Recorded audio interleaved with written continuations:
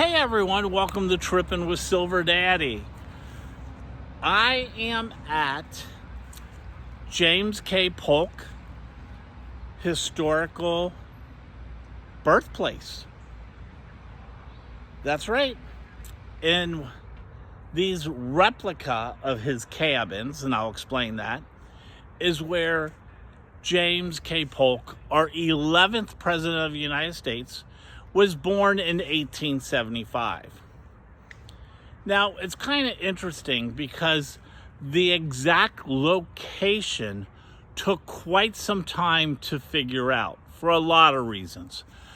First, let's just start off and say that James K. Polk, that 11th president that was elected in 1844, was considered a dark horse. No one expected him to win.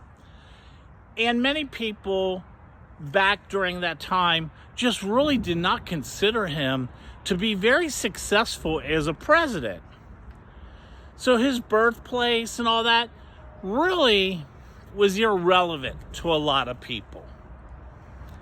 Well, in the 1950s, people started to look at Polk's presidency and they reevaluated it. It actually turned out they consider him a very successful president because he did many things that was very helpful. Let's start with, he got the Oregon district, the Oregon boundary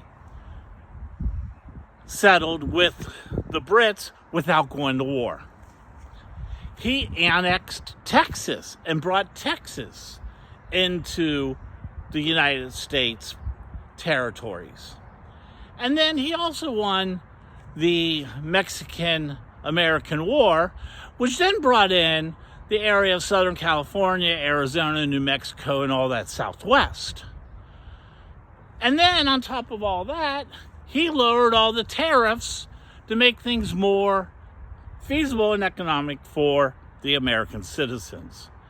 When you start looking at all that, they now said he was a very successful president.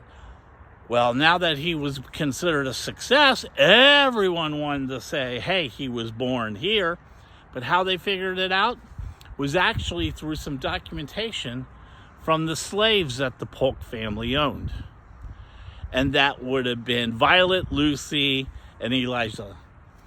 They actually had documentation because they took their slaves when they left here. So Polk only lived here until he was about 11. Then they moved to Tennessee in the Duck River Valley. And that's where Polk became well known and working with the public and also, learning his political career was in Tennessee. The Polk family then also had a farm in Mississippi, but they took their slaves with them. It was documentation that their slaves had that helped determine exactly where it was. Now, the original log cabin fell apart back in the early 1900s, but they knew about the size and everything, so they rebuilt it, and they determined this is where he was actually born. And I'm in Pineville, South Carolina. Hey, that's a little bit about the family. And also the family cemetery's here. But they moved that too, because that was when they were putting the interstate in, so they moved that to this property. Just a little bit of trivia to let you know, and let you know more about the 11th president of the United States. If you have any comments, leave them below. And have a great day. Stay cool, because it's really hot here. Bye.